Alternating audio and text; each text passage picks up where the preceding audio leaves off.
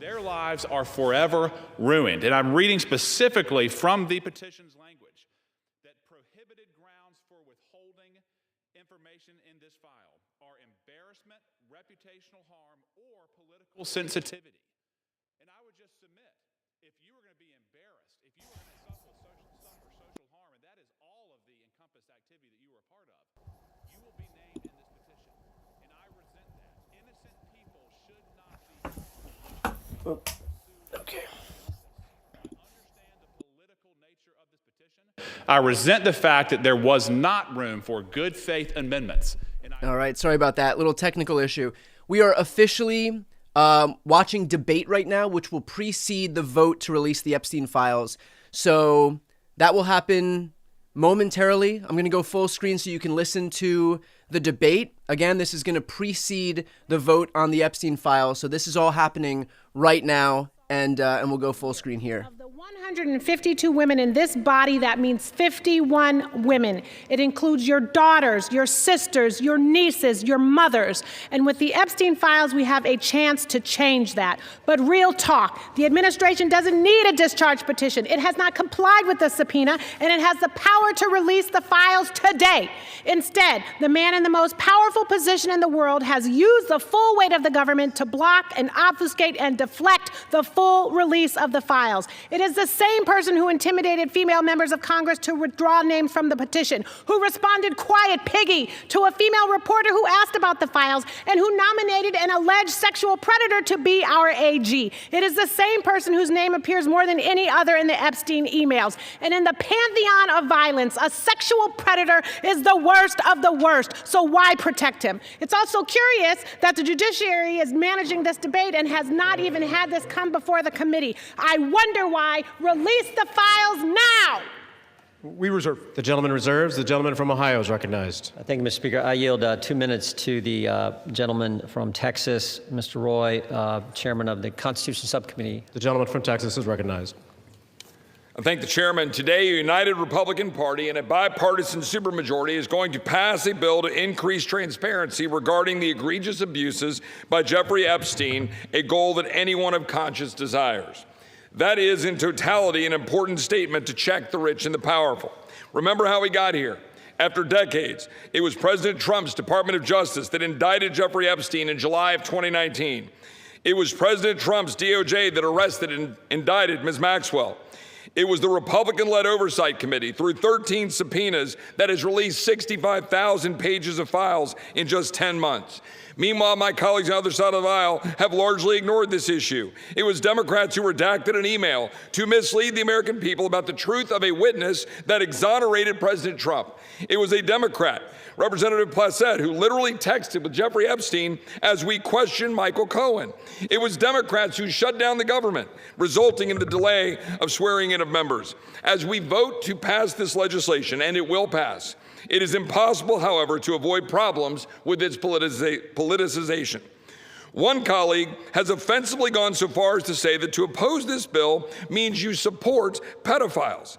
Yet I know good public servants, former law enforcement, former prosecutors who never knew Epstein, never knew any visitors to his criminal enterprise, who have genuine concerns about supporting this bill out of fear of creating new victims or harming existing victims, or both. That is what we've reduced Congress to, inserting itself into the prosecutorial process for political motivations, driven heavily. If I could just add one point here. Chip Roy himself did not vote for the discharge petition to release the Epstein files. In fact, none of these Republicans other than Thomas Massie, Nancy Mace, Marjorie Taylor Greene, and Lauren Boebert signed the discharge petition. So it is so funny to watch these people grandstand like they have some leg to stand on, like they have some moral superiority here, virtue signal about how it's the Democrats who are at fault. We have watched a 10-month cover-up that continued up until a few days ago, where we watched Trump summon Lauren Boebert into the Situation Room.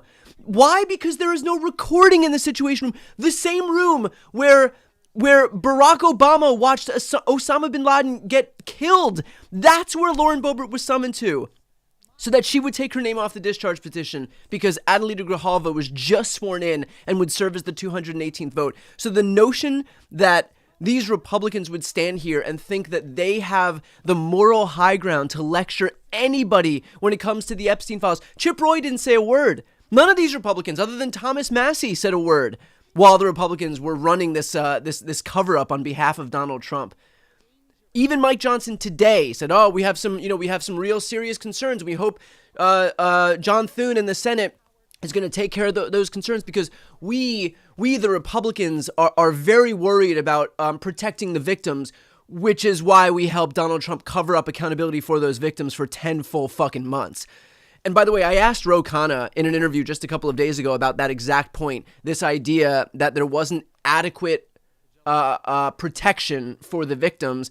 And Ro Khanna said, if there wasn't enough protection for the victims wouldn't have supported this bill. The victims support the Khanna-Massie bill. And so if they didn't feel protected, they wouldn't throw their support behind it.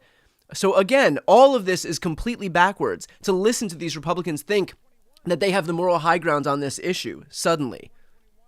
After a month-long trial in Judge Nathan's courtroom in 2022, Maxwell was sentenced to 20 years in prison under the Biden administration for sex trafficking and sexual abuse of minors. But when President Trump took office in January of 2025, they killed the investigation. They assembled all the materials, they got all the prosecutors together, and they terminated the investigation. I yield 1 minute to the distinguished gentleman from Illinois, Mr. Raja Krishnamurthy. The gentleman from Illinois is recognized. Thank you, Mr. Speaker. I rise in strong support to release the Epstein files. First, this issue is beyond party. It's a question of justice. Survivors have waited too long. Stop the delay. This is not a hoax. Release the files. Second, we must face a hard truth. Silence that shields the powerful is a betrayal of those. I'm telling you right now, this will pass the House. It may very well pass the House unanimously. There will be probably at least 100 Republicans who vote for it on the low end. But let me just say that when this thing goes into the Senate, that's an opportunity to gum up the works, because John Thune is going to put in new protections, and suddenly we're going to have to wait while it goes through the Senate process, goes back to the House. Everybody's going to have a problem with something. They're probably going to try to put in some poison pill in the Senate, mark my words, and that's going to prevent people from the House from voting for it, whatever it may be. That's one option for them to gum up the works here. There's also the fact that just a few days ago, Trump went on to Truth Social and submitted a little edict to Pam Bondi where he said, "Pam, I need you to investigate Reid Hoffman, Bill Clinton, Larry Summers, J.P. Morgan Chase, and any other Democrat person or entity or institution involved in the Epstein files. This is a Democrat problem, not a Republican problem." And of course, Pam Bondi, dutifully obliged, as she always does, because she is an appendage of Donald Trump and has taken up residence in the protective warmth of his colon. And so she emerged long enough to say, "Yes, Mr. President, whatever you say, Mr. President, you say jump, Mr. President, I say how high, Mr. President." And so Pam Bondi will open that investigation when the House and the Senate, hopefully, votes to release these files. Maybe even Trump signs it and then says, "Well, we want to release all the files, but of course, as you know, we can't because there's an ongoing investigation, which I ordered." And so given the fact that there's an ongoing investigation, we are limited in terms of which files we can actually release. And so, we would love to release all the files, but our focus is transparency, and we have to get some transparency as it relates to the Clintons and Reid Hoffman and Larry Summers, and so we can't release everything. We just have to release what we can release right now, which might be whatever, just some nonsense akin to what we've seen released by James Comer thus far, which is 97% documents that we've already seen released. So that's a second way that the Trump administration could screw this up. First being stop it in the Senate. Second being Trump to lean on this idea that there's an ongoing investigation, which he ordered, and that's why we can't release all of the files, because we have to protect the sanctity of this ongoing investigation. And then, of course, Trump himself could lean on Pam Bondi to act in a nefarious way to prevent the release of the files, even if it gets that far. I asked Ro Khanna what could be done to prevent Pam Bondi from messing with the files so that we don't, so that we can actually see what's in the files without worrying about it being messed with. He said that there are plenty of officials, plenty of victims who have seen the full files. And so if there is a release of the files that don't include the full breadth of what is there will be people to call that out. And again, that's a calculation that Republicans are going to have to make, because they have to decide whether engaging in yet another further cover-up of what has been a 10-month cover-up is really worth the negative press and the drip, drip, drip and the continued news cycles about this thing. Even Republicans here seem exhausted over the fact that they have to talk about this, and their entire brand is devolving into pedophile protectors. I mean, at the end of the day, that's what we're talking about here. 10 months into the Trump administration, that they want to talk about anything but this, but they can't, because they can't stop themselves from covering up for a pedophile ring here. And so if you think these people want to continue talking about this, that's a big calculation they're going to have to make in terms of whether they want to actually cover this up once it comes time to release the files. Because then it's not just one and done, then it's more news cycles, more days, more weeks, more months talking about why they're suppressing certain files. What do those pieces of paper say? What do those investigations say? Who's being protected in that tranche of information that the Trump administration won't allow to be released? So they have to decide here, recognizing that there are people in this space who know exactly what's in those files, whether they want to play games and be cute and not release the full breadth of what exists there. So a few things just to consider as this Trump administration continues to barrel forward with this. The gentleman reserves. The gentleman from Ohio is recognized. Thank you, Mr. Speaker. I yield 2 minutes to the distinguished gentleman from New Jersey, Mr. Van Drew. The gentleman from New Jersey is recognized. Today I want to talk about hypocrisy.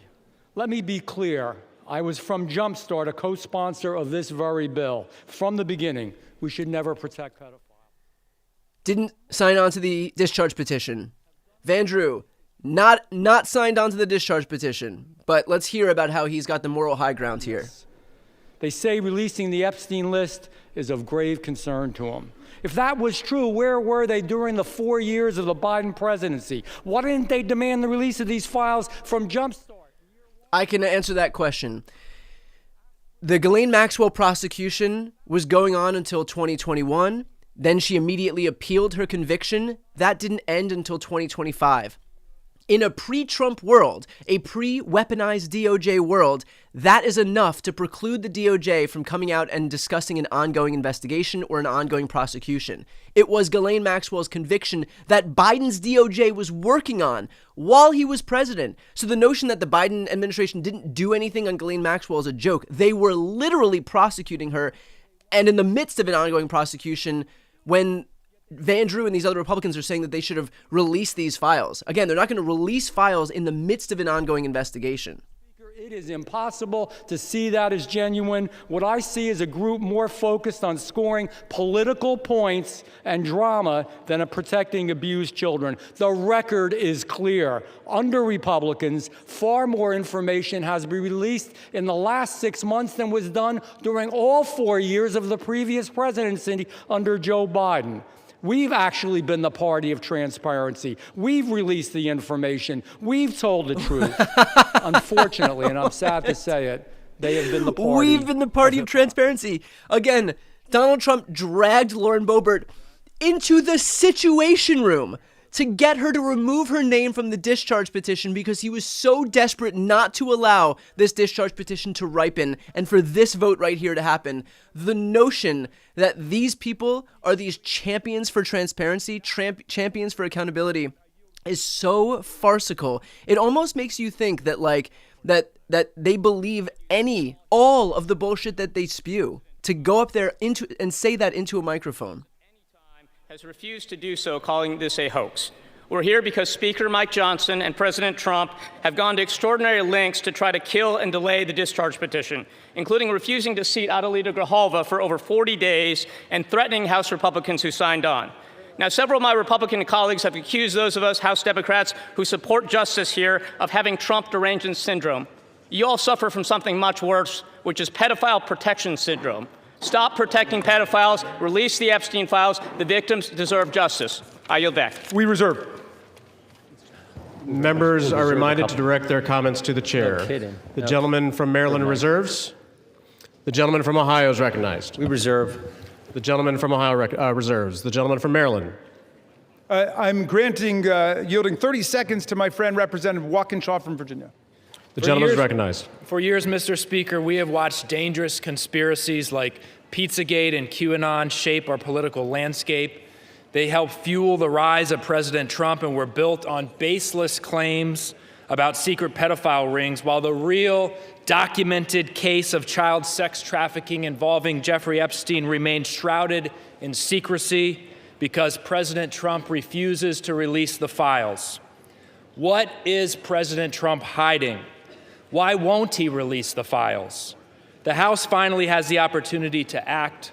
Release the files and let the American people see the truth. I yield back. The gentleman yields back. We reserve. The gentleman reserves. The gentleman from Ohio is recognized. We reserve. The gentleman reserves. The gentleman from Maryland is recognized. Granting 30 seconds to the very distinguished gentlelady who is finally with us, Representative Adelita Grijalva from Arizona 7th. The gentlelady is recognized. Thank you. Mr. Speaker, I rise today to acknowledge the survivors, family members, and advocates who are here today and have never given up. The legislation in front of us, at its core, is about something very simple. The survivors deserve justice. The American people deserve the truth.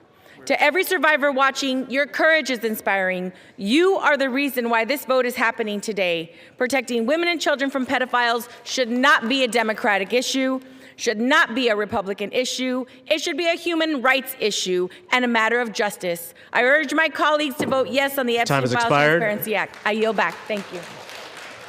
Thank you, and we reserve. The chair will remind all persons in the gallery that they are here as guests of the House and that any manifestation of approval or disapproval of proceedings is in violation of the rules of the House. The gentleman from Maryland. Yeah, but I'll just add they're here as honored guests of the House, and we're delighted they're here, and with that, we reserve. The gentleman reserves. The gentleman from Ohio is recognized. Yeah, we reserve. The gentleman reserves. The gentleman from Maryland. I'm granting 30 seconds to Representative Lois Frankel from Florida. The gentlelady from Florida is recognized.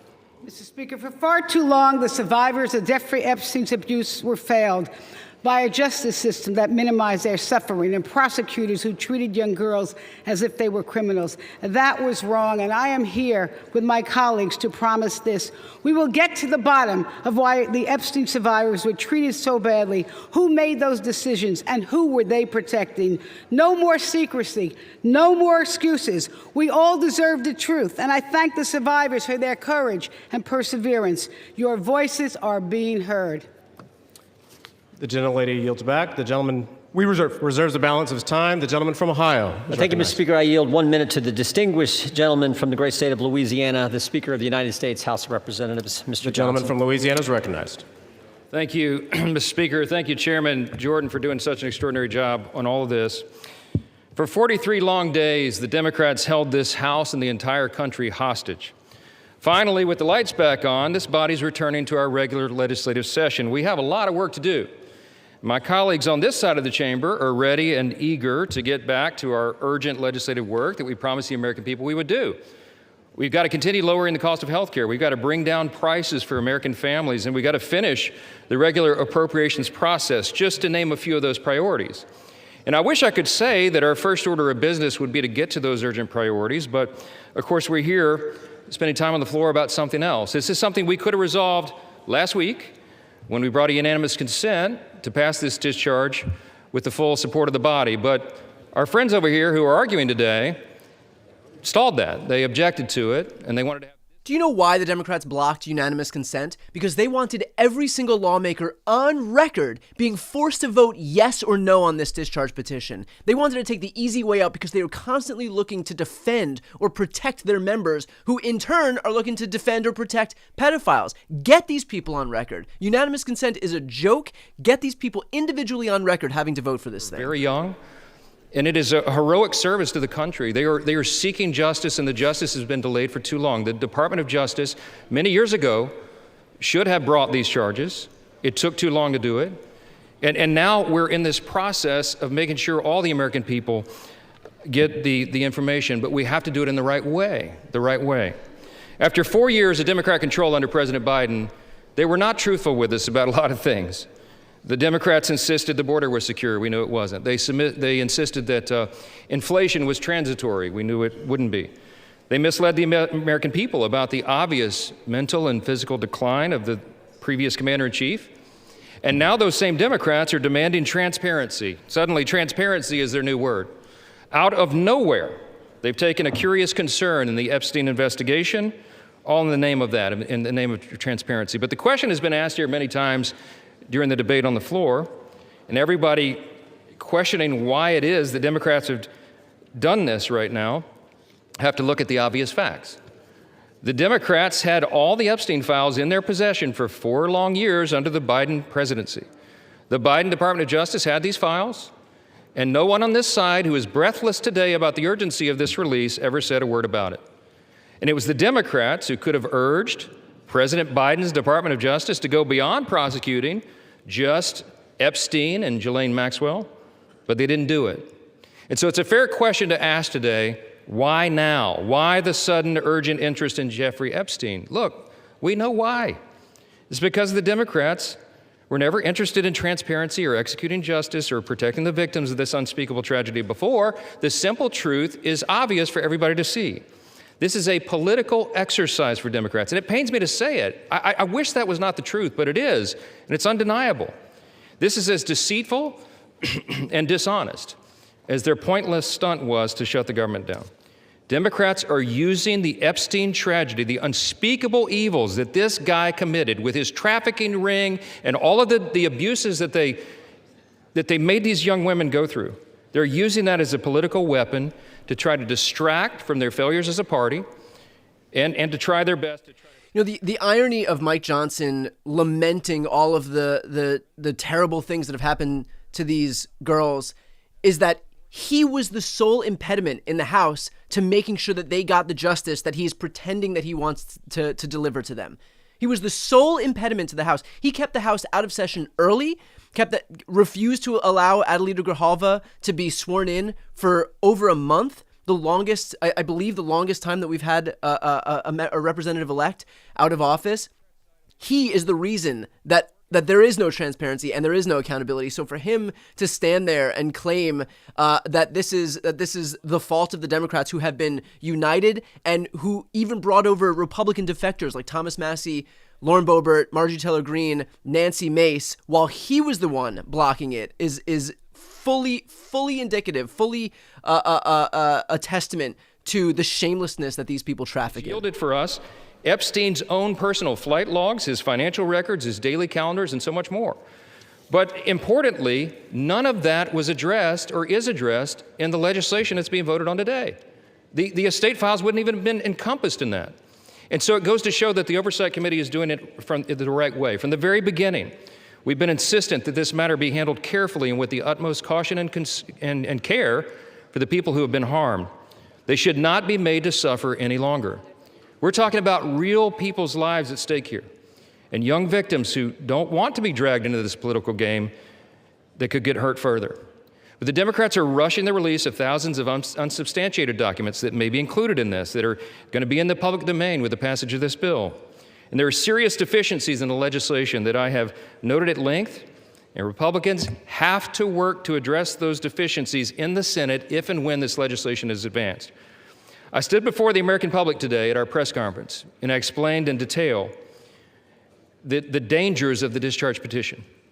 We have posted at my website, speaker.gov, a summary. The legal counsel, a small army of lawyers, put this together I used to be a federal court litigator. Many of my colleagues who've spoken today were. We understand the dangers of how this was haphazardly drawn up. And among them, by the way, Mr. Speaker, before I forget, I seek unanimous consent to enter into this document into the record. It's on the website. It's entitled, How the Flaws of H.R. 4405 Could Re-Victimize Epstein's Victims, Create New Victims, and Damage the Judicial System. It is dated today. Thank you. And it summarizes just 5 or 6 of the major concerns. Among them, it fails to fully protect victim privacy. It could create new categories of victims. It potentially jeopardizes grand jury secrecy. It fails to prohibit release of child sexual abuse materials that are not appropriately defined in the legislation. It jeopardizes future federal investigations, and we have national security concerns regarding classified information. We'll put this in the record because we need the legislative record to reflect what is the legislative intent behind this vote. I used to litigate cases. We would litigate federal statutes and whether or not they could survive, and legislative intent is important. And we need to say clearly for the record, as a Speaker of the House, I'm saying to you, this legislation that will pass today is flawed and it must be amended. The question is, why didn't we amend it here before we passed it? Because the authors won't allow it. Because under the rules of the House, under a discharge petition, they have to agree to consent for the legislation to be amended, and they're not doing that. So now we rely upon our partners in the other chamber to get that done, and they need to do that. The victims deserve our utmost respect. In fact, they should be saluted for their courage. And the young women who have not come forward, who are now, some of them are middle-aged women who have not come forward, also deserve our respect, and they deserve to be protected. Republicans support transparency. We want maximum transparency, especially when it comes to disclosing the names of anybody who had anything to do with these evils, anybody who conspired with or aided in any way Jeffrey Epstein. They must be brought to justice. We want the bill to be amended so it doesn't, at the same time, violate victim privacy, create new victims, disclose the names of any. It doesn't violate victim privacy, which is why all of the victims support this bill. I asked this exact question to Ro Khanna because Mike Johnson's been bringing this up constantly. He's using this to plant the seed as a pretext to be able to ask John Thune in the Senate to block the bill because he's saying there's not enough protections for the victims. The victims themselves, the survivors themselves, support the bill as it's written. It was written with them in mind. Again, looking for any excuse to be able to screw up this thing later down the line. I expect that this will be a unanimous vote, and it will reflect what I think every member in this chamber, and I'll say this now, at least in recent days, every member of the chamber on the Democrat side, they didn't say anything for 4 years, but they're for maximum transparency now, and so is this side. But we want to do it in a respectful and careful manner so that we don't subject innocent people to further harm. And that has been the whole thing. I told all my members today I'll be voting yes on this, and I suspect almost everyone will. We'll send it to the Senate, and we hope it's corrected. Thank you for the time, Mr. Speaker, and I yield back.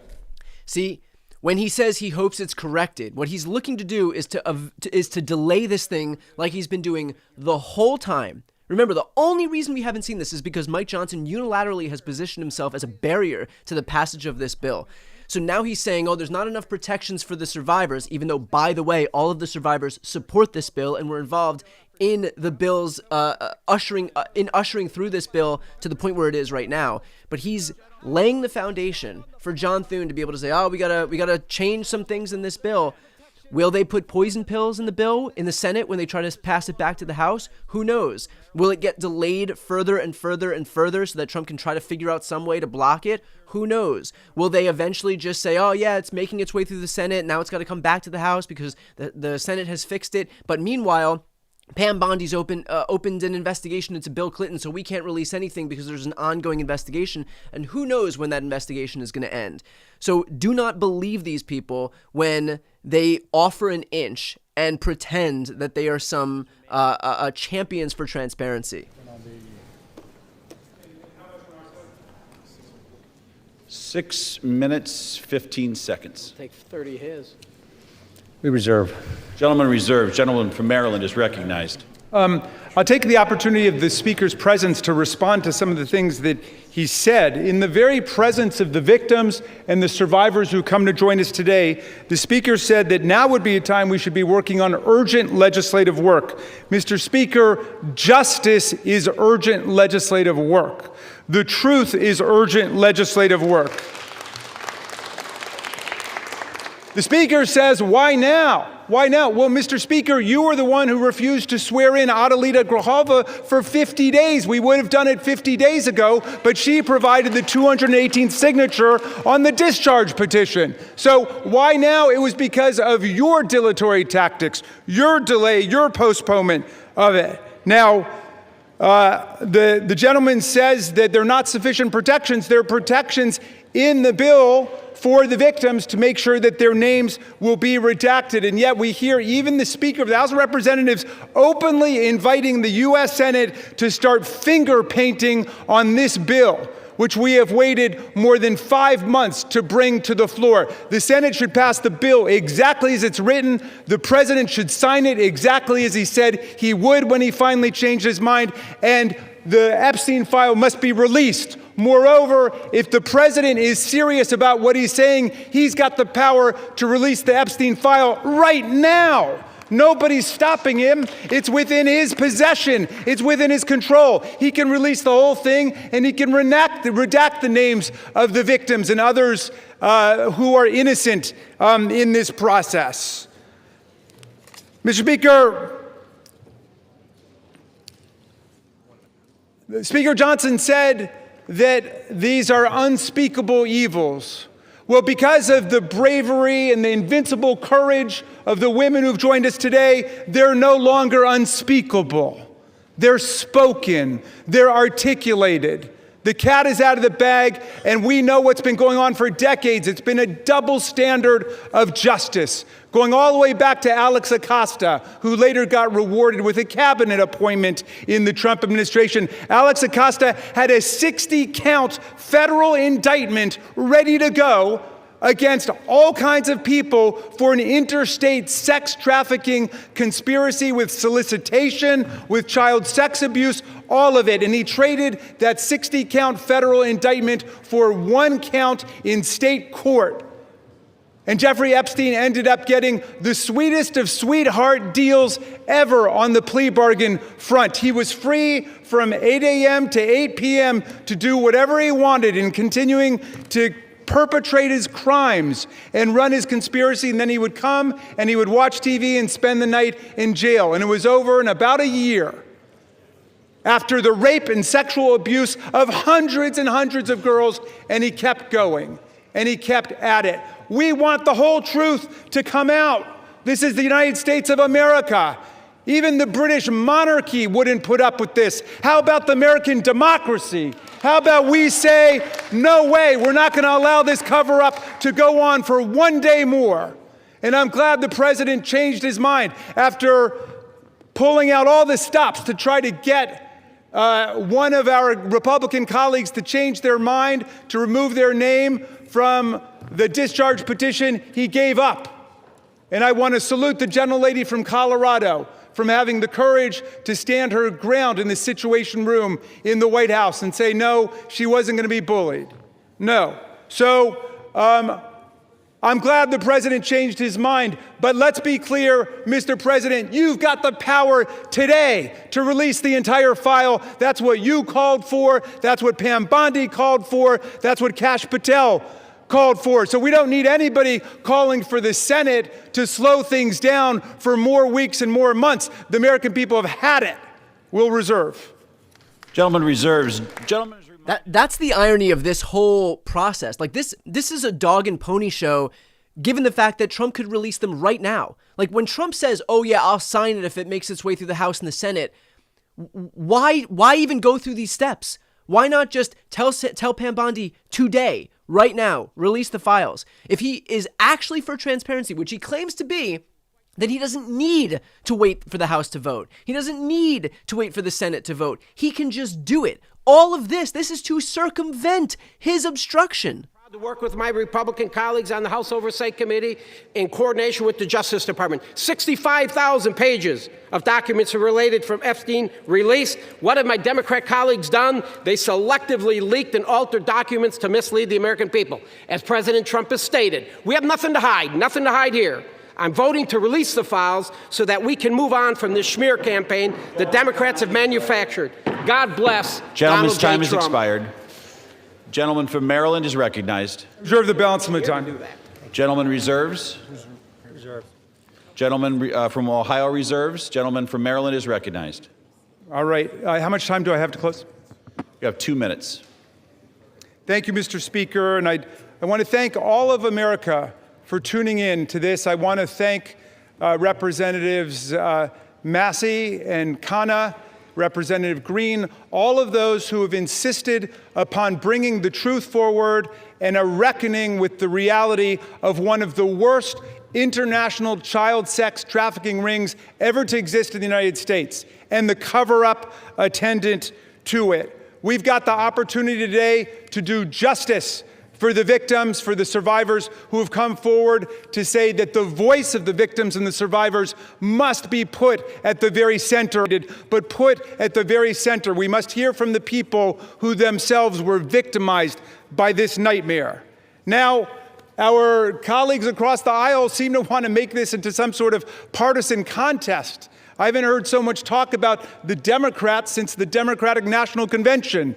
And all that we've done here is to say we want to bring the truth forward along with a bipartisan group. We don't want the Senate monkeying around with this in order to slow things down. We want it passed in the Senate. We want it signed. And before that, if the president is true to his word and he wants to see all of this come to light, he can release it now instead of fighting, kicking, and screaming every step along the way. But I'm glad he's changed his mind, and I hope he maintains the momentum he's got to stick with the vast majority of the American people who want to see that the truth is done here. And while he's at it, the administration could reconsider their terrible policies gutting federal offices and programs designed to combat violence against women. The DOJ terminated hundreds of grants to police departments, defunding the police when it comes to investigating violent sex crimes and to support victims. His DOJ destroyed programs to combat international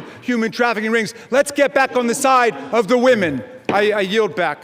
Gentleman yields back. The gentleman from Ohio. Thank you, Mr. Speaker. Thank you, Mr. Speaker. The Speaker Johnson said it right. Why now after 4 years of doing nothing? Because going after President Trump is an obsession with these guys. There was an open investigation. There was an open prosecution of Ghislaine Maxwell. Her conviction didn't happen until 2021. She appealed her conviction. That didn't end until 2025. That report in it said exactly the opposite. And she related a story in there where a CIA official went up to Mr. Brennan and said, we shouldn't include this in the report. And John Brennan's response was, yeah, but doesn't it ring true? Forget the facts, forget the truth, go after Trump, put it in. Same dynamic at work here. We're all for protecting innocent victims. We're all for exposing the bad guys who did bad things. But this is an obsession with the left. For 10 years, it's going after President Trump. So vote yes. Make sure the bad guys are held accountable. We all want to do that. Speaker Johnson's right. I think it's going to be unanimous. But understand what they're doing, because they had 4 years and didn't do a darn thing. With that, I yield back. Gentleman yields back. The question is, will the House suspend the rules and pass the bill H.R. 4405? Those in favor say aye. Aye. Those opposed say no. In the opinion of the chair, 2/3 being in the affirmative, the rules are suspended. The bill is passed. And without Can I request a recorded vote, Mr. Speaker? The gentleman from Maryland is recognized. Yeah, I'm requesting a recorded vote. The gentleman from Maryland has requested a recorded vote. Those favoring a recorded vote will rise. A sufficient number having risen, a recorded vote is ordered. Members will record their votes by electronic device. Pursuant to Clause 9 of Rule 20, this 15-minute vote on the motion to suspend the rules will be followed by 5-minute votes on ordering the previous question on House Resolution 879, adoption of House Resolution 879 if ordered, and adoption of House Resolution 878. This is a 15-minute vote. Did you see what they tried to do? They tried to just do it by unanimous consent without individuals having to record their votes and be on the record about this thing because they are so afraid of having to defy Daddy Trump that they just wanted to be able to say, oh yeah, it's passed by unanimous consent. Now, I presume that we're going to get a unanimous vote anyway, but man, the extent to which these people have tried to avoid having to make a decision on this thing after months and months and months and months of serving as obstacles and barriers to this bill's passage. You've got Mike Johnson here himself, who has spent the last God knows how many months serving as the unilateral impediment to this thing getting a vote on the floor of the House. And it just goes until the very last second. In any case, we have a 15-minute vote here. Given all of the pressure that is mounting on these Republicans, I would be shocked if we still have any Republicans who do decide to vote no for this thing. But again, that's only because they realize that they have enough cover that they can do that. Once this thing gets into the House, once this thing gets into the Senate, where Mike Johnson has already come out and said, and he even did the same thing here, where he comes out and says, there are some issues that I have in terms of protection for the survivors and the victims, and so they're going to have to figure that out in the Senate. Notwithstanding the fact that the survivors and the victims, the survivors themselves have supported this bill, have supported the Massey-Khanna bill. I believe this is the Ro-Khanna version of this bill. But in any case, it's so bizarre to see these Republicans claim that they're doing something to protect the survivors by changing the bill that the survivors themselves support. Like, maybe drop the God complex and ask the survivors what they think gives them adequate protection, because they've said that this bill right here gives them adequate protection. But if they were to support this bill, then they can't delay. And that's what Mike Johnson wants to do. It's just delaying on behalf of Daddy Trump every single day. And so if that means, okay, fine, we'll relent on the House vote, but then when it gets into the Senate, there are some very concerning aspects of this bill that we got to figure out. And so maybe you should fix the bill a little bit, then wait a little bit and bring it back to the House. Then the House might have some issues. That's what these Republicans are doing. They are buying themselves time. They're just buying individual days. Donald Trump doesn't have any long-term plan for how to suppress these files. Donald Trump only wants to win the 24-hour news cycle. There is no long-term plan.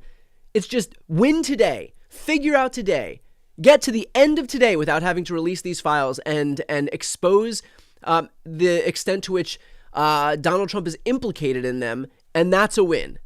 And Mike Johnson is doing the exact same thing. So while they might lose this vote, the Republicans, rest assured that once it gets into the Senate, the foundation is already laid for them to be able to say, we have some concerns about how the victims are going to perceive this and the protection that this affords them, and so we're going to have to work on it. Maybe they'll introduce a poison pill to block it from getting voted on in the House. Probably not. That would be a pretty big risk, but it's possible, and certainly not outside the realm of possibility for this Republican Party. But in any case, the notion that this thing is going to sail right through the Senate and onto Trump's desk and get his signature is unlikely at best. And so I presume that because Mike Johnson keeps repeating this same line and trying to manifest it into reality, this idea that there's not adequate protections for the survivors in this bill, because he keeps doing that, it's a pretty big blinking red light that he has very little intention of allowing this thing to sail right through the process. And by the way, if they did have any intention of letting this bill sail right through the process, he wouldn't even engage with any of this, and he would just call on Donald Trump to release the Epstein files himself. They exist in his administration in their entirety. The only thing blocking the release of these files from the White House, from the executive branch, is Donald Trump. That's the only thing standing in the way. And yet, we haven't heard a word from Mike Johnson calling for Trump to circumvent this whole dog and pony show that we're engaged in right now and just release the files themselves. He can do it. The only thing stopping the files from being released today is Donald Trump telling Pam Bondi to release them. You think Pam Bondi is going to serve as some impediment when Donald Trump says Donald Trump could tell her to jump off the Empire State Building? She'd do it. The only question would be how long do you want me to wait, Mr. President? So if they really wanted some accountability, really wanted some transparency as it relates to the Epstein files, we would not engage in any of this process. This vote wouldn't even happen, because all that would happen is Trump would release them today. They are in his possession, the files in their entirety.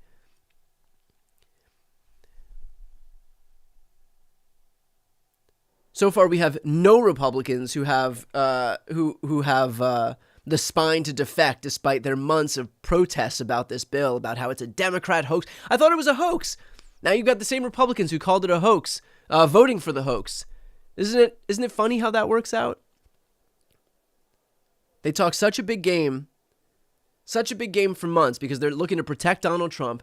The second Donald Trump says, okay, yeah, I see that we're going to lose this vote anyway, so I've said all along that the Republicans should vote for. That's what I've been saying all along since day one, but only because I realize I've lost, and I wasn't able to pressure Lauren Boebert when I invited her into the Situation Room. The Situation Room. The room where Barack Obama watched Osama bin Laden get killed. That's where they brought Lauren Boebert to pressure her. Why? Because you can't record anything in that room. It's a secure facility.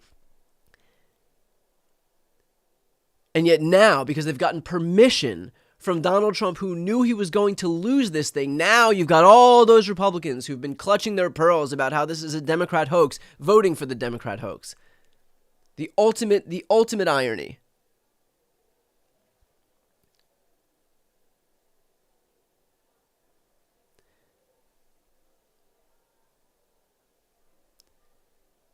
By the way, I got to give everybody a bit of news here while this vote is happening.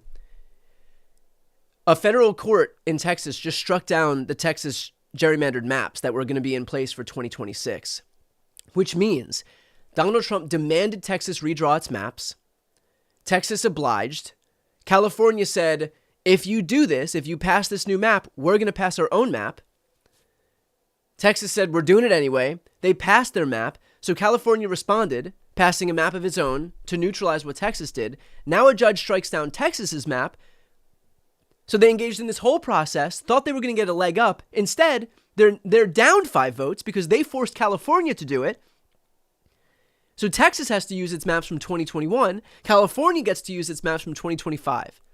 Now, full caveat here, this thing will be appealed up to the Supreme Court. I would not bank a lot of money on the Supreme Court doing the right thing, but it was a Trump-appointed judge who wrote the decision on this panel ruling in Texas striking down the map.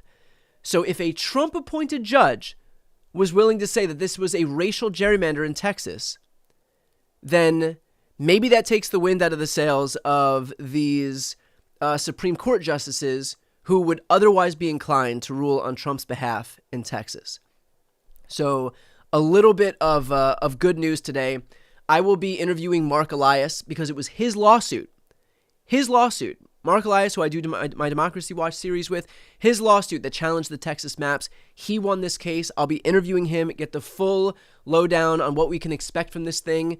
And by the way, I'll be able to ask whether he or his team will be arguing this if and when it gets appealed up to the Supreme Court. So if you want to be able to watch that coverage, please subscribe to this channel. And if you're not subscribed anyway, even if you don't want to watch that coverage, if you want to support this live stream, please subscribe to this channel. It is completely free. Always will be.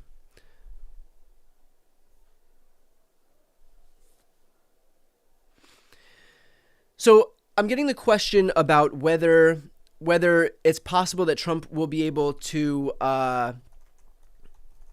mess with the files once he gets them. And hang on one sec, let me just fix something.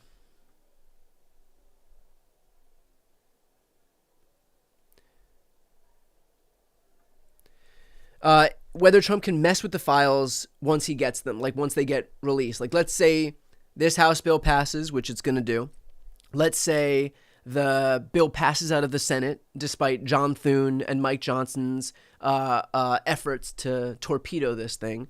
And let's say Trump even signs this thing into law because the pressure is just so great on him that he can't withstand any more news cycles about this thing. What can Trump and Pam Bondi do to suppress these files? I asked that question to Ro Khanna. He said that these files have already been exposed to members of the DOJ and members of the Biden DOJ. The victims have already seen, and the survivors have already seen these files. Other elected officials have seen these files. So if there's any part of the files that aren't being released, they'll be able to tell.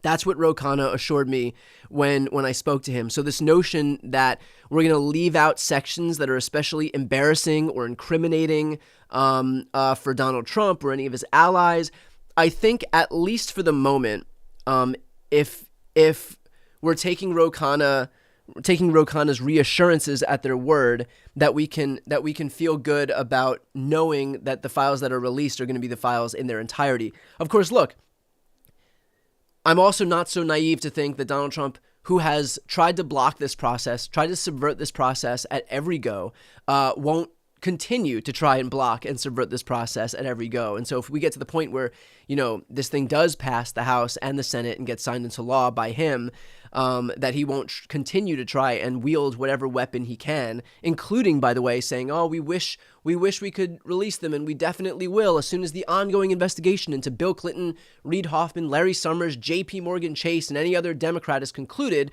which of course will be never. So I'm fully aware and conscious of the fact that Trump will use every tool at his disposal to prevent the release of these files, but Ro Khanna has given some assurance that they know what's in the files in their entirety. They know what that looks like, and they can use that to ensure maximum transparency if and when these things are released.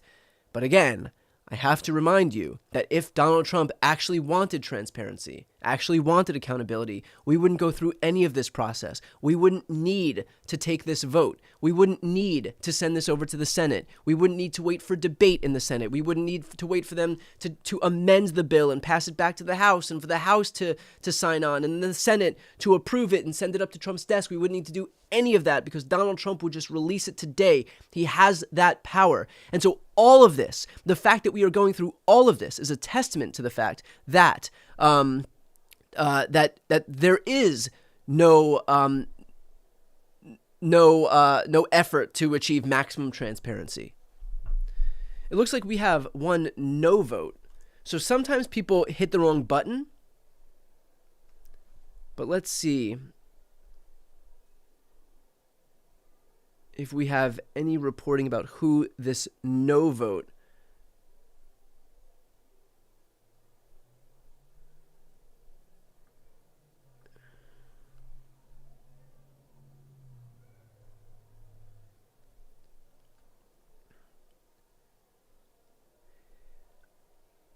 I will find out who this no vote is.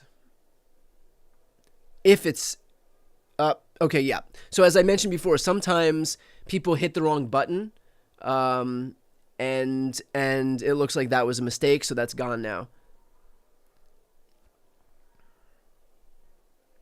For those who are just joining, we are well into the vote to release the Epstein files. They are doing a recorded vote right now because they wanted to get on record any Republicans who continued to serve as obstacles to this bill's release. Right now, no Republicans are willing to do that because they have permission from Daddy Trump to vote in favor of passing this bill. I'm getting a great comment. Maureen Comey could testify to the file's content. That's right. There are members of the DOJ who no longer work there who could testify about the legitimacy of the files that are actually released. But again, I have to repeat this, and I'm sorry for sounding like a broken record here, but if they had any intention of being fully transparent about the Epstein files, we wouldn't need to do any of this. We wouldn't need to watch these votes happen. Trump could just do it. He would do it today. You know, when Mike Johnson says we have more important things to do, he's right. So why doesn't he take that up with Trump, who could prevent all of the time being wasted on this, release the files himself, and then we wouldn't need to do this. And then Mike Johnson can go back to whatever legislative items he wants to get to. I'm sure he's got plenty of Trump tariffs to greenlight so that the economy can keep crashing and goods can keep getting more expensive. I'm sure there's like a mountain or a post office or a building that he can name after Trump. But in any case, if Mike Johnson is being honest about the fact that he wants other legislative priorities to pass and he doesn't want to have to worry about wasting time by passing this bill, then tell him to take it up with Trump, who could prevent all of this time from being taken up on the Epstein files in the House and the Senate and the White House. And instead, Trump could just tell Pam Bondi, release these things. That's it. That's all it takes. I think Pam Bondi is going to serve as an impediment to Trump. Pam Bondi exists as an appendage of Trump himself.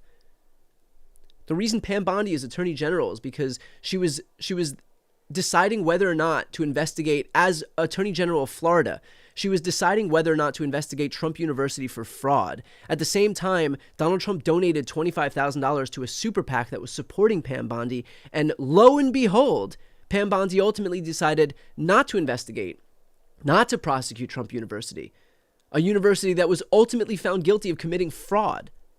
But Pam Bondi got money, decided to give Trump the leeway that he was looking for, and so he saw that she was of piss poor moral character, could be bought like a fucking candy bar at the supermarket, and so he appointed her as Attorney General.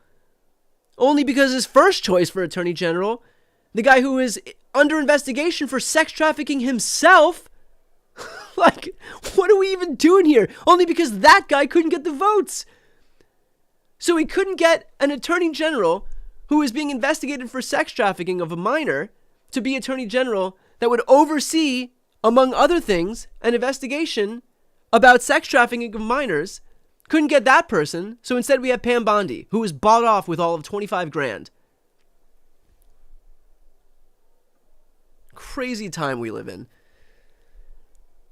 I'm sure you can see on the screen that there's one no vote in the Democratic column. That is certainly a mistake. That'll go away in a few moments. Oftentimes, these people hit the wrong buttons when they're recording their votes, so that will be gone in just a few moments. For those who are watching right now, if you'd like to support this live stream, please subscribe to this channel. If you'd like to support my coverage more broadly, please subscribe. Doesn't cost anything to do so, and it's a great way to support my work and independent media.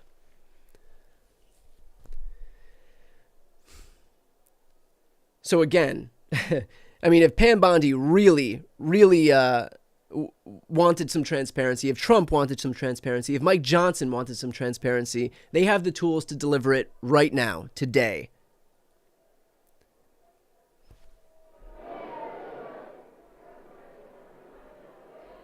Looks like the vote is officially over. This thing has enough votes to pass. We are waiting on the final 59 members to vote, but you can see with 377 votes right now, we will not only have enough votes to send this to the House to approve the bill to force the release of the Epstein files, but I believe there will also be enough if these numbers hold. I mean, you're going to have probably a unanimous vote. That will be enough to overcome a presidential veto. So it's not only important to get this thing over the finish, to eke this thing over the finish line, it's also important to have enough votes that if and when Trump tries to mess with it and say, oh, I can't sign it because of XYZ, that when it comes back to the House, that there are enough votes to overcome a presidential veto.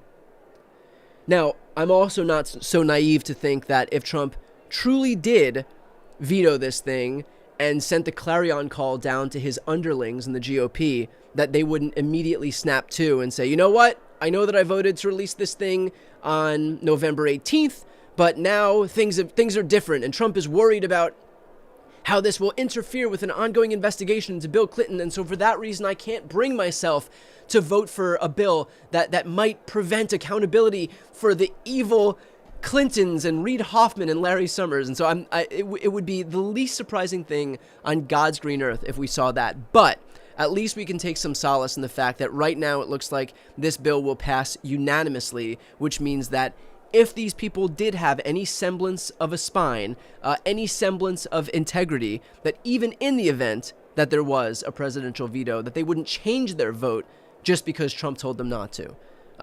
Granted, you know, nobody's ever lost money betting against the or betting for the servility of today's GOP.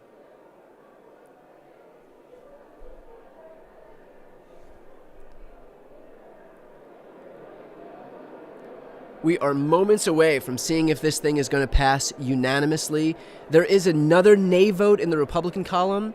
Again, as we've seen very often, oftentimes these people hit the wrong button when they're recording their votes on their like electronic device.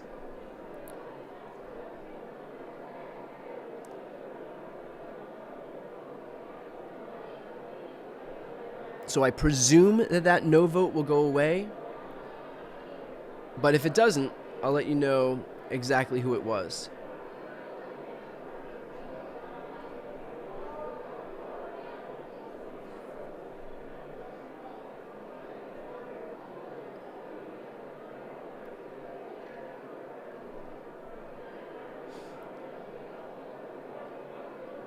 I presume that vote will go away, but there is a world where a Republican did decide to vote no. It looks like it is Clay Higgins. Clay Higgins. That's the no vote, and it doesn't seem to be a mistake as far as I can see.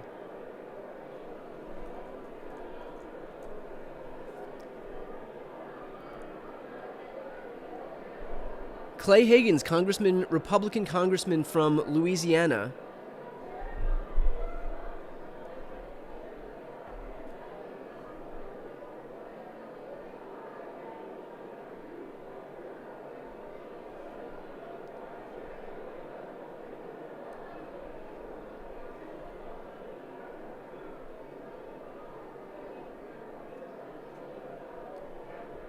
Yeah, it looks like that he intended to do that, and this vote will stay. So you've got one Republican who still, to this day, has decided that he doesn't want accountability for the perpetrators of this crime. He doesn't want transparency.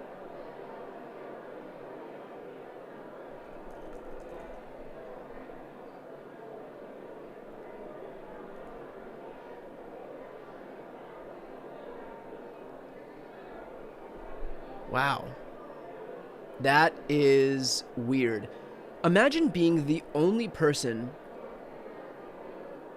to vote against releasing the files that would offer up transparency for a sex trafficking ring. What a weird fucking hill to die on. What a creep. What a creep. And you know what's funny is, like, now Republicans won't even be able to say that they unanimously agreed to this bill because Clay Higgins decided this was a hill he needed to die on. So he, and granted, he could I'm sure that there's going to be some pressure from Mike Johnson because Mike Johnson wants to be able to say, we were full partners in achieving a transparency for the survivors. Now he can't say that, so I'm sure he's going to try to pressure Clay Higgins, but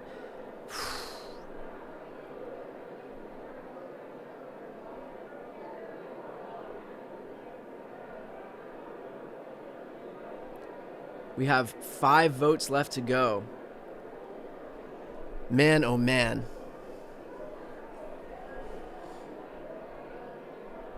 I got the comment, Clay is Bubba. That might be why. Clay Bubba Higgins doesn't want this bill to be released. I wonder why.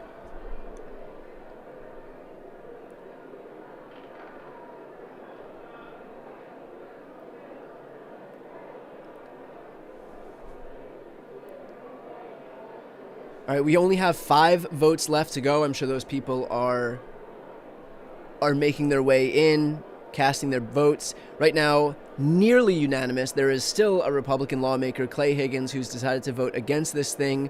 I don't know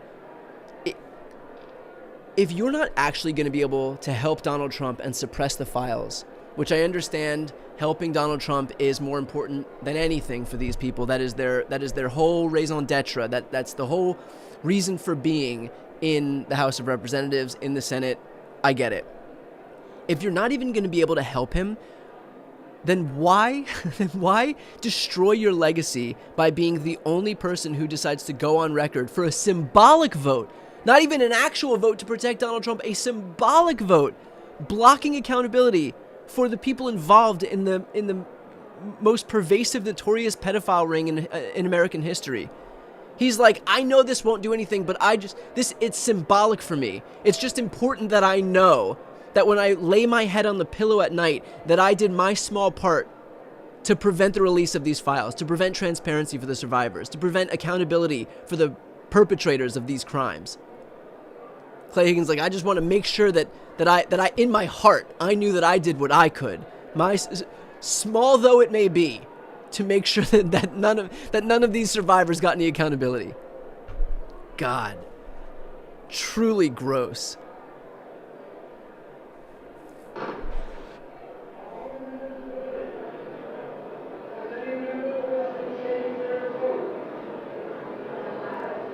It looks like they're asking for any changes to the vote, so we should be seconds away.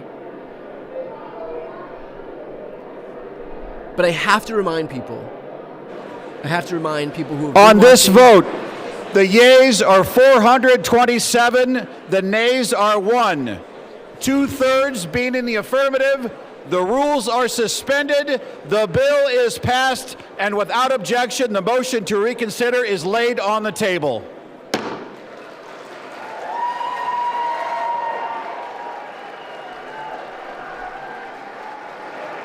A big moment, a moment that we have been waiting for almost 10 months, despite constant obstruction from Trump, from Mike Johnson, from everybody in this Republican conference.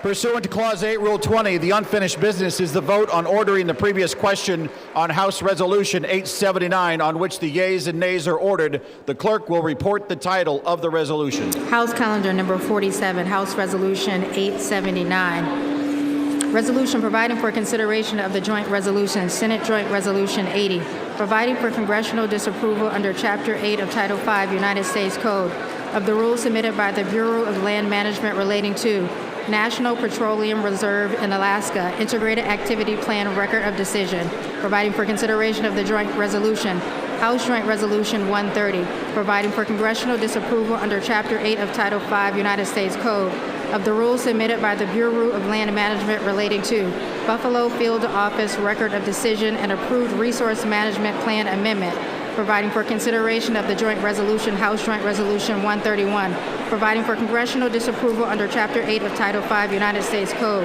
of the rules submitted by the Bureau of Land Management relating to Coastal Plain Oil and Gas Leasing Program Record of Decision, providing for consideration of the concurrent resolution, House Concurrent Resolution 58, denouncing the horrors of socialism, providing for consideration of the bill, H.R. 1949, to repeal restrictions on the export of import of natural gas, providing for consideration of the bill, H.R. 31. So again, I have to remind people, first of all, a couple of points. This bill passed with one Republican vote, which means that Mike Johnson and the Republicans cannot come forward and say that they voted unanimously for transparency for the victims, because they didn't. The second point is this whole thing is a big dog and pony show, because if there was actually a desire for accountability and transparency within the Republican conference, they wouldn't do any of this. All of them would call for Donald Trump to release the files that are already in his possession. Like, this whole thing is only happening as a way to circumvent Trump's obstruction. That's why this is happening. So when Trump comes forward and says, I think that the House Republicans should vote for this thing, if he really wanted them to vote for this thing because he believed in the virtue of this bill actually passing, then he wouldn't say that. He would just say, you know what? Forget it. It doesn't matter to go through this process. I'm going to save everybody the time and energy. I'm just going to tell Pam to release it, because Pam listens to anything and everything that I say when I send her my little edicts on Truth Social. So again, the whole thing is just a way, like this is all just like a ruse. And anybody who thinks that Donald Trump is acting in good faith when he says that the House should release these files and that he'll be happy to sign it into law is ignoring the fact that when he doesn't just do it himself, it's because he wants to delay the process. It's because he wants to obstruct this process. And the fact that Mike Johnson or any other Republican, except for Thomas Massie, won't come out and say that is a testament to the fact that they are more afraid of him than it is that they care about transparency or accountability as it relates to the Epstein files. Like, their priority, everybody in the Republican conference, their priority continues to be protecting Trump. That's it. Not protecting their constituents, not protecting the survivors of Epstein and his accomplices' crimes. It is just protecting Trump. Because if any of them had a set of balls, they would come forward and say, why are we doing this?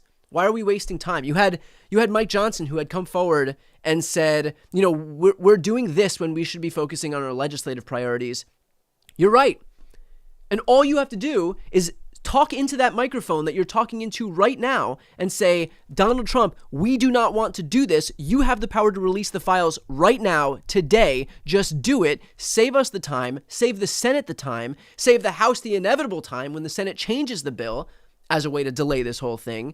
And just release them yourself. You've got them in your possession. It was this administration that promised they would release them anyway. It was Pam Bondi who said the files were on her desk in February. It's November. It's almost December. The same files that were on her desk 9 months ago, we haven't seen them. They trotted all these right-wing influencers out to hold up their little binders. It's been 10 months, 9 months since that moment, and we haven't seen anything. The fact that we have to go through this process where we watch the House vote on this thing and wait for the Senate to vote on this thing is only because this administration continues to obstruct the release of these files. That's the only reason that this is happening. Trump could do it today. A big dog and pony show. That's all this is. And they all know that it is. They all know that they're just waiting for Trump to figure out what the next way for him to obstruct the release of these files is. There is a reason that Trump posted to Pam Bondi, hey, Pam, I think you should investigate Bill Clinton, Larry Summers, Reid Hoffman, and JP Morgan Chase. And there's a reason why Pam said, you got it, Mr. President. Sir, yes, sir. Whatever you need, sir, yes, sir.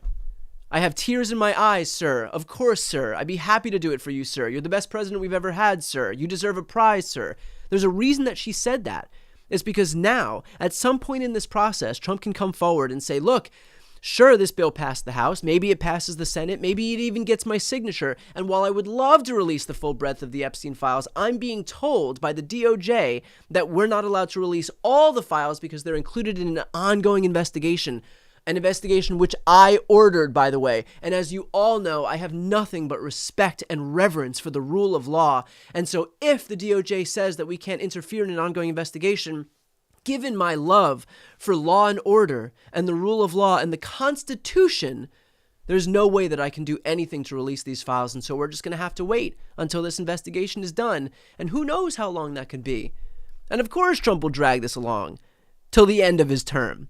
Like, if he does deploy that excuse where he says that he would totally, definitely love to release the files if but for the fact that there's an ongoing investigation into Bill Clinton, if he does deploy that excuse, that investigation will be going until the last day of his presidency. Mark my words. There will never be a day where that ongoing open investigation actually closes. Never be a day. He knows full well what he's doing. And so that's why it's important for the Democrats to lead this effort to compel the release of these files. Because without the Democrats just relying on the good faith of this Republican Party, these files will never see the light of day. We have watched as Mike Johnson and the rest of the GOP have served as nothing but impediments. Mike Johnson wouldn't swear in Adelita Grijalva for like almost 2 months. He shut down the government. He sent the House home. He adjourned the House a week before the government even shut down because he didn't want them voting on that discharge petition. He didn't want anybody going on record to vote for this thing. And of course, they were just humiliated into voting for it by an almost unanimous margin in this instance because they knew that they wouldn't have the votes, even despite Trump's best efforts by, among other things, summoning Lauren Boebert into the fucking Situation Room only because that room is so secure that you can't record anything in there. And they were clearly worried that whatever they did to lean on Lauren Boebert, she might record it and expose it because that would be yet more dirt to use on Donald Trump in his interminable effort to protect Jeffrey Epstein and the pedophile ring that he was running. So they've been nothing but impediments to the release of these files, and they will continue to be. Mark my words, they will continue to be. If these files get released, it will be not because of the Republicans, but in spite of the Republicans. It'll be because they had to suffer too much pressure, endure too much pressure at the hands of the country more broadly, and weren't able to continue suppressing these files, especially in light of the fact that it was them who brought this into the national spotlight on the campaign trail. It was J.D. Vance who said, yeah, we have to release these files when he was talking to Theo Von. It was Dan Bongino who built his brand on releasing these files. It was Kash Patel who built his brand on releasing these files. Now, all of these guys are not only not working to release the files, they are actively engaged in a cover-up. They are protecting the very system that they built their brands and made a ton of money condemning when they were podcasters. Talk about a bait and switch. Talk about utter contempt for your own voters, your own supporters, your own listeners, your own audience. To build your brand by saying that you're some champion for accountability as it relates to the Epstein files, and the second that you have power, the second that you can substantiate the very claims that you've been making for so long, you not only don't do it, but you help entrench the very system that you pretended to condemn. I mean, just peak shamelessness. The height of hypocrisy. I'm actually interested to see what happens when those guys go back to their podcasting life after the White House. I'd be shocked if they did it, to be perfectly honest. I would be shocked to see Dan Bongino and Kash Patel try to go back to a life where they get in front of a microphone and pretend that they have even a modicum of legitimacy, when they built their entire listener base, their entire viewership on this idea that they were these champions for accountability. They talked about this over and over and over again. And now they're the ones in positions of power. You remember there was an episode where Kash Patel was talking to Benny Johnson. I think it was Benny Johnson. Benny Johnson asked Kash Patel, it was Glenn Beck, that's who it was, on Blaze. Asked Glenn Beck, who has Epstein's little black book? And Kash Patel said that it's in the possession of the director of the FBI.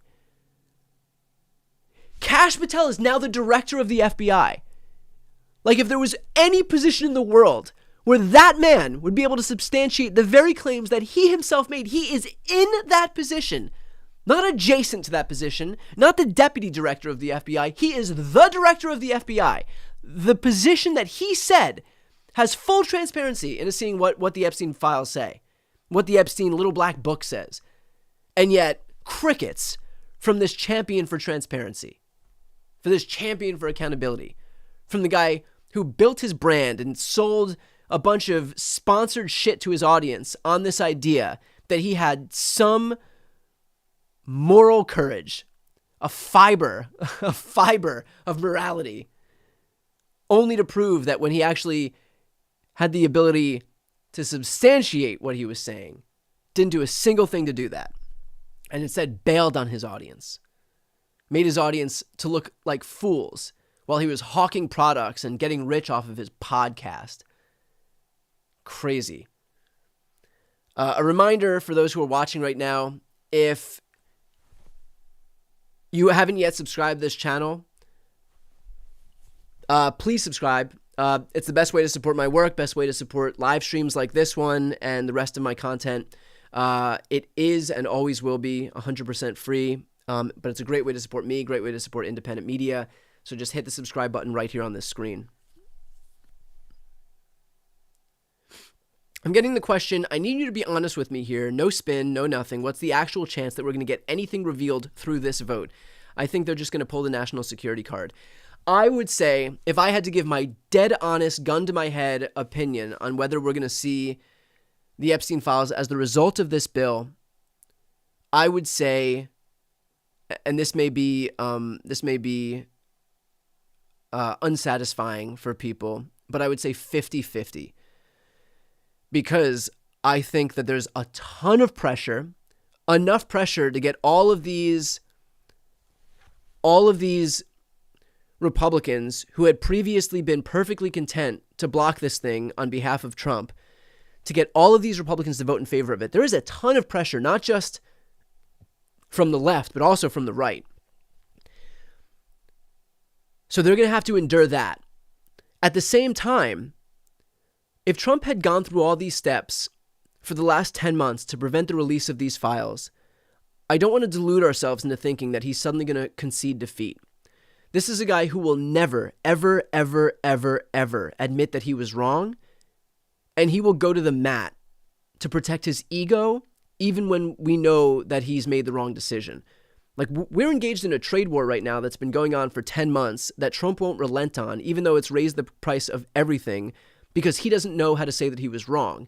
And so he'll double down and triple down and quadruple down. And so the notion that this guy is just going to say, you know what, just release the files, it's fine, I don't care, is to ignore everything that we know about Donald Trump. So we have two really strong competing factions. On one side, there is a ton of bipartisan pressure from the outside. And on the other side, there is a ton of pressure from Trump, who doesn't want to be on the wrong end of this thing. So when I say 50-50, that's my honest opinion. I would love to be able to say, look, this thing just passed with unanimous consent, almost unanimously, and there was one Republican vote. And so, of course, this thing is going to sail through the Senate and get signed by the White House. But we know this White House. We know this Republican Party. We know that their priority is not their constituents. We know that their priority is not the survivors of Epstein's crimes. We know that their priority is one man. It's protecting Daddy Trump. And so if that means that they have to snap to as soon as Donald Trump says to, then they're going to do it. In fact, the only reason that they voted for this thing is because he gave them permission, because he recognized he was going to lose. But if he decides to change his mind, then do you really think that these Republicans are going to defy him? No. By the way, why is somebody in the chat saying this is pre-recorded? This is not pre-recorded.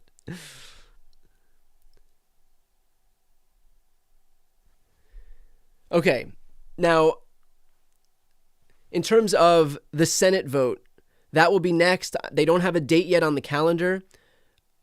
I don't know if the Senate is going to vote on this bill or if they're going to take their cues from Mike Johnson, who has said numerous times that there are issues with this House bill and they're worried about protections for the survivors. I asked Ro Khanna about that exact point. I asked him, can you respond to this claim that's being made over and over about this idea that there's not adequate protection for the survivors? And he said the survivors support this bill.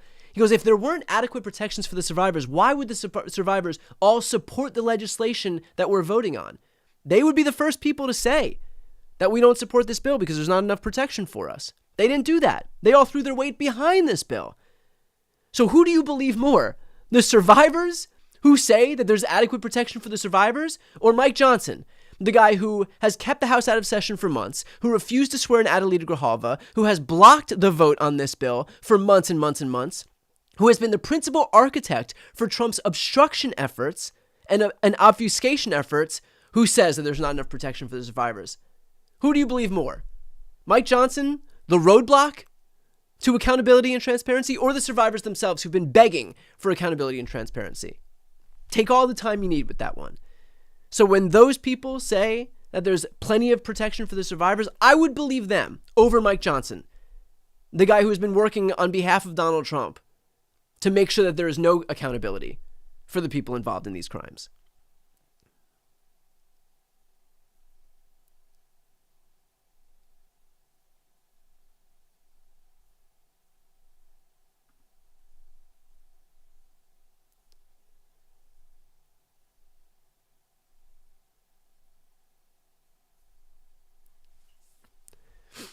If anybody has questions, you can throw them in the chat and I will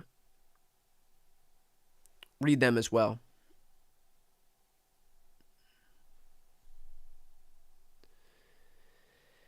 I believe the current vote is about LNG exports, so liquid and natural gas. What I'm going to do is I'm going to change the composition here.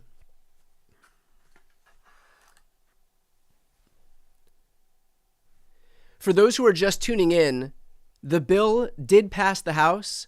So the Epstein file bill passes the House. It will now go to the Senate. There was one Republican lawmaker, Clay Higgins from Louisiana, who decided not to vote for this thing.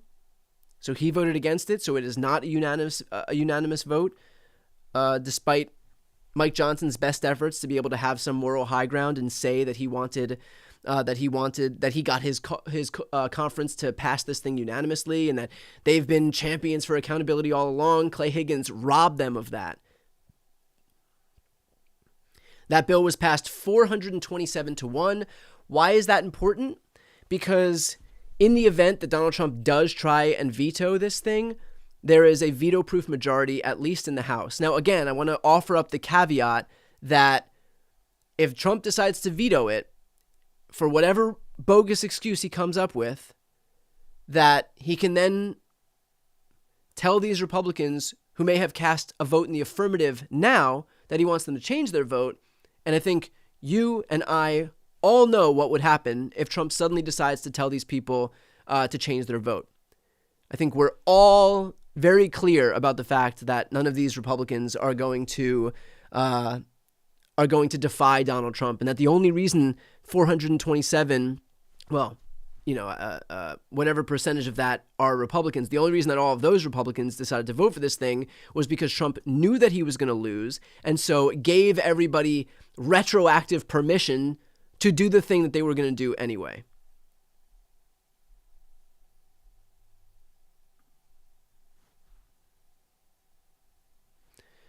Again, for those asking, the current vote on the screen, I believe, is for LNG exports. So it's liquefied natural gas, if I'm not mistaken. I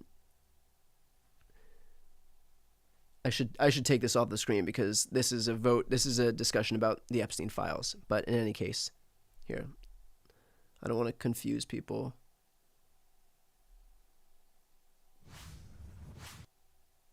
Okay.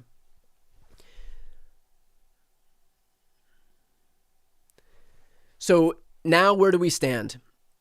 And what could Donald Trump do to stop it? I'm getting the question, how can we trust that the files aren't tainted? I asked this question to Ro Khanna. Let me actually see if I can pull up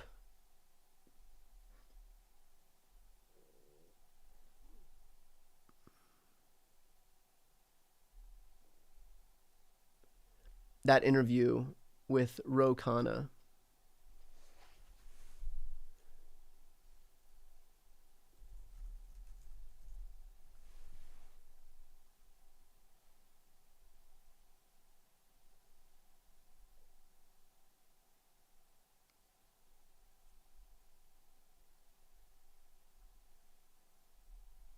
Okay.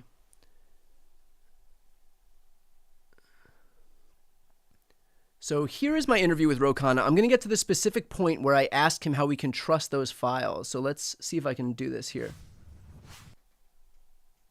Discharge petition are now expressing support for this thing. I know that there were a few names floating around, including Eli Crane, Kevin Kiley, David Warrenson. These Republican lawmakers, everybody in the Republican conference, do the same. And so it would be almost unfathomable to think that you would get up for a vote on the floor. So what can you tell us about your bill? What does it do? And can you speak that while it's very likely that this thing passes the House, almost certain that this thing passes the House, it's an uphill battle in the Senate, but even if it passes both the House and the Senate, that Trump is just going to veto this thing. And so what level of confidence do you have that if and when it gets sent back to Congress to see if there's a veto-proof majority that the House and the Senate have, that it'll actually reach that threshold? Well, look. So right now, I mean, that question was answered. We had 427 votes. So let's see if we can get this. Everything does succeed. How can you have confidence that this DOJ will release those files in their entirety? What is there to ensure that Pam Bondi or Trump himself doesn't just mess with the files so that anything especially damaging will be secreted? Well, we know what's in the files. I mean, I haven't seen them, but the lawyers of the victims have. So there are independent ways to verify whether what's being released is honest and true. There are also people from the Biden Justice Department that have seen the files. So there are independent verification that can take place about whether what we're getting is a selective leak. And then we're getting documents from the Epstein estate. So it would be particularly dangerous for the Justice Department to be leaking erroneous or redacted things when they know there are other sources for some of this information. Can you speak on the fact that immediately after the discharge petition ripened, so got 218 votes, there was an effort, I believe, led by Tim Burchett to just pass this thing by unanimous consent? And what the Democratic Party kind of at this moment where there is so much. All right. So in any case, that answers that question about how we can be sure that there won't be any tainting happening to these files, that there are folks in the DOJ who will be able to speak to that. There are folks in the Epstein estate who are able to speak to that. Somebody had mentioned in the chat earlier that Maureen Comey could testify because she led the effort and was fired. And of course, she was fired because she led the effort and because she's related to James Comey. But all of that notwithstanding, there are plenty of people who will be in positions to be able to say, whether these are the files in their entirety or if there was some issue, some reason that they were being messed with that would prevent the full release of these files. So that's a good answer from Ro Khanna there. And I think in this situation, all we can do is just hope that what he said is the truth, and frankly that we never get to that point.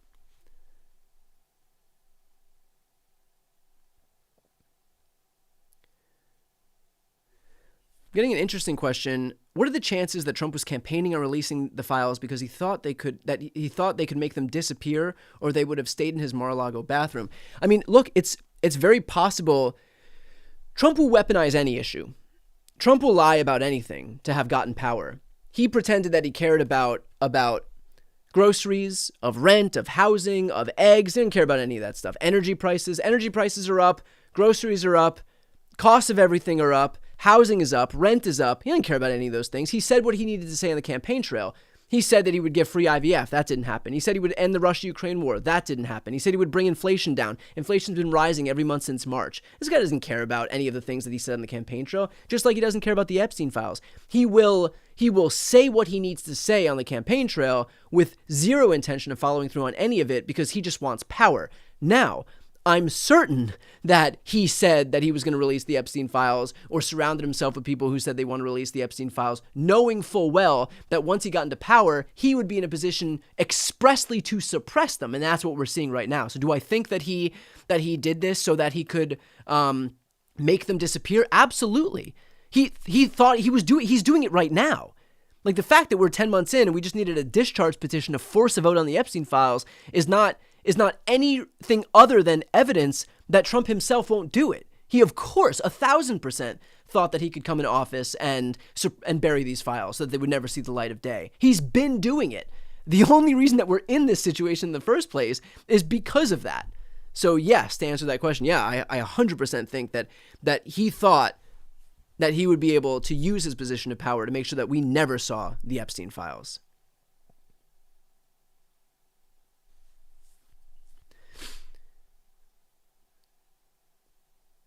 Do I think Melania is jealous of Bubba?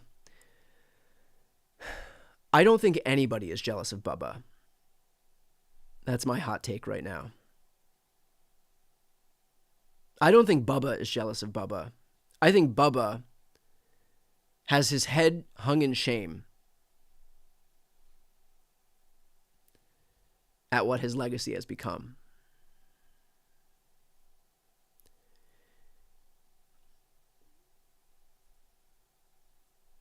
Do I have any concerns about a pocket veto? Yeah, of course. Do I think that Trump is going to act in good faith and release these files? No. But that's why I think it's important to have veto-proof majorities. The fact that this bill passed 427-1 at least puts these people on record having voted for the release of these files once, so that in the event Trump vetoes the final legislation, in the event that he decides to veto the legislation, when we go back and say to these Republicans, you voted for it once, why wouldn't you vote for it again? It'll be that much more difficult. Now, not impossible, because these Republicans will bend over backwards to do whatever it takes to protect Daddy Trump. Not impossible. So if he says vote for it the first time and they vote for it the first time, he says don't vote for the same bill the second time, you think half of these Republicans are going to defy him? No. But I think it's important to get these people on record, and that's why it was important not to do a unanimous consent vote, but to get each individual senator, House member on record, so that when they come back and have to overcome a presidential veto, at least you've got 427 members of Congress who voted for it once.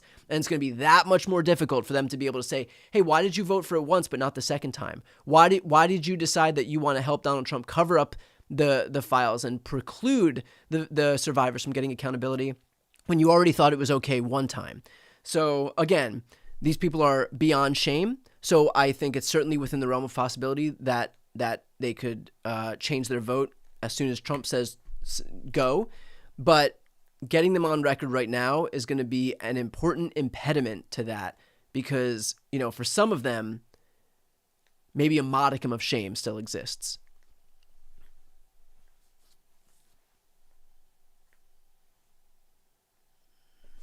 How do we get Fox News to cover any of this? They won't. That's why I do what I do. And that's why I'm going to ask those who are watching right now, if you're not yet subscribed to this channel, please support independent media, support the networks that are talking about this stuff, talking about the stuff that actually matters. There is a right-wing media machine that exists to ensure that Donald Trump, that his entire agenda gets enacted, that nothing disparaging about him ever gets said, that any of his priorities are talked about, any of the things that he hates are suppressed, and that's exactly what the Epstein files are. So we need to build up a progressive media ecosystem that can compete with the right-wing media machine that exists to just act as a propaganda arm of this White House. So if you're not yet subscribed to this channel, please do me a favor, subscribe. It's 100% free, but it's a great way to support my work and support independent media more broadly.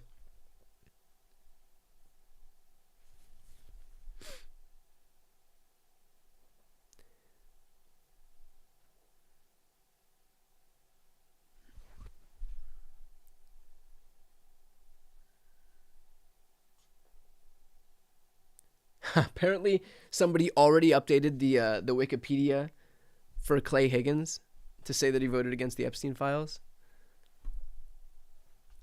Can somebody confirm that for me?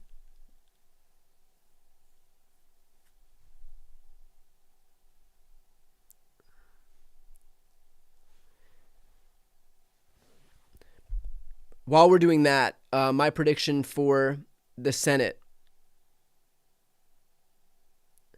My prediction for the Senate is the same amount of pressure that got all of these Republican House members to vote for this thing, is that they will be contending with this with pressure as well. And so I think it's true. I'm hearing that they did that Clay Higgins' Wikipedia is updated to say that he voted against the release of the Epstein files. That was fast. People do not mess around on the internet. So I think that the Senate is gonna contend with the same pressure that the House did. Obviously, that pressure was heavy enough that 427 members of the House in total voted for this bill, and they are not immune to that pressure. And in fact, oftentimes senators are more moderate than members of the House. They come from, you can't gerrymander a Senate seat because it's the entire state. And so you're inherently going to get folks who are a little bit more moderate than the House members. And so if you can get 427, what's that, 200, almost 210 to 11, something like that, Republicans who are, many of whom are from like R+10, R+20 districts that are diehard MAGA supporters. If you can get them on board, I don't think it's going to be that difficult to get, somebody who might have won 55-45 in some Republican state somewhere to also vote for his thing. Can I explain why Biden couldn't release the files, please? Yes. So 2 reasons. The first is that Ghislaine Maxwell's prosecution was ongoing until 2021. Right after that, she appealed, and that appeal took place until 2025. It was Biden's DOJ that was prosecuting the case while he was in office, obviously, and so you can't release all the files during the ongoing investigation into Ghislaine Maxwell, which, by the way, they ultimately secured a conviction and a 20-year prison sentence. So to claim that Biden was like covering for Ghislaine Maxwell when it was, 2021, Biden was the president and secured, it was his DOJ that secured her conviction and prison sentence, and that ultimately worked to block her appeal from working, that's completely backwards. And so they're not going to release the files in the midst of their prosecution. And the second reason is we live in a world now where Donald Trump can dictate to Pam Bondi what he wants her to do, and she'll immediately listen to him. Back then, and in every previous administration, if the DOJ has the files, it's up to the Attorney General whether or not the Attorney General wants to release them. I am not here to defend Merrick Garland. I think Merrick Garland was weak, impotent, overly circumspect, and too focused on preventing the optics of politicization. And so I think that's why he, of all people, wouldn't have released these files. This is somebody who didn't move forward with any charges for Matt Gaetz, very likely for the same reason. So focused on preventing the optics of politicization. And so wrong man for the moment. Also didn't prosecute Donald Trump. Waited like 2 years to finally appoint Jack Smith as special prosecutor, special counsel. This guy was so impotent. And so if you're asking why the Biden administration didn't release them, is because the Biden administration wasn't going to pressure Merrick Garland into doing something, because you can't. In a normal world, you can't, unlike the world we live in right now. And Merrick Garland wasn't going to do it on his own because he was too focused on preventing any optics of politicization. Do I agree with that? No. I think he should have released it. But I think he should have done a lot of things. I think he should have sought justice without fear or favor as it relates to Trump, instead of waiting 2 years because he was so fucking afraid of making anybody upset by going after Donald Trump for the crimes that he committed, trying to prevent the peaceful transfer of power, block the certification of Congress, stole classified documents from the White House. Merrick Garland couldn't touch any of that stuff because God forbid it looked like a weaponized DOJ. Now, of course, we're in a situation where Trump is basically using Pam Bondi as his personal police force, but God forbid Merrick Garland even just sought regular justice. So that is why they weren't released during the Biden administration. Again, I'm not sitting here saying I agree with it. I'm just giving you the reason why. The first part I agree with, that that any normal DOJ is not going to release materials about an investigation or a prosecution while that prosecution's ongoing. By the way, while the prosecution where they secured a conviction and a 20-year prison sentence. So they were doing their job. So the notion that we could, in retrospect, say, oh, they should have released those files. Well, okay, if they released those files, that could have put in jeopardy the ongoing prosecution, which was ultimately successful because they locked her up for 20 fucking years. So I would say that they did the right thing. And for us to say in retrospect, oh, they shouldn't have done it that way. Okay, but then what if they screwed up their own case and Ghislaine Maxwell walked free?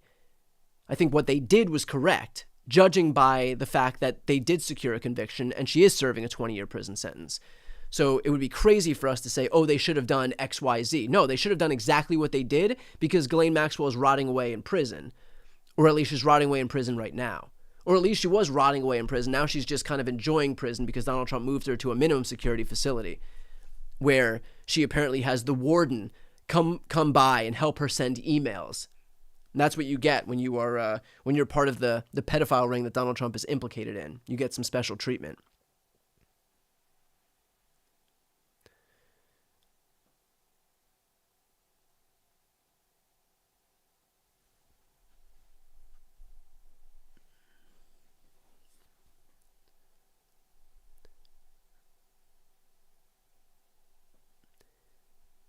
For folks who are just joining, I'm getting a couple questions on it being veto-proof.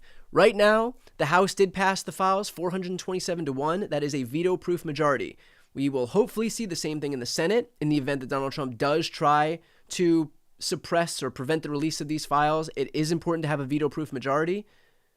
So, with that said, just because this thing passed 427-1 now, in a world where Trump decides to veto this thing down the line, if it does pass the Senate, he can decide just like that he doesn't want it to be released, and he can come up with some insane excuse And mark my words, there will be plenty. Blows my mind because, let's see.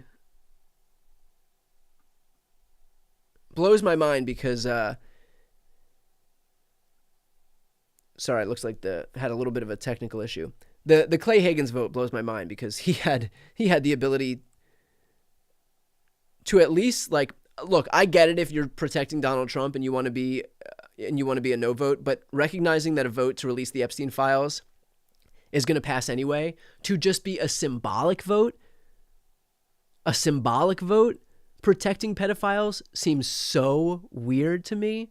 But like, hey man, Clay Higgins, you do you. If you want your legacy to be that you were out there protecting pedophiles, even when you could have just done nothing, you could have avoided the vote, or you could have just recognized that it's going to pass unanimously and just thrown your name in the lot and made no news. But no, you wanted to expressly ensure that your legacy is that you did your small part to prevent the release of the Epstein files.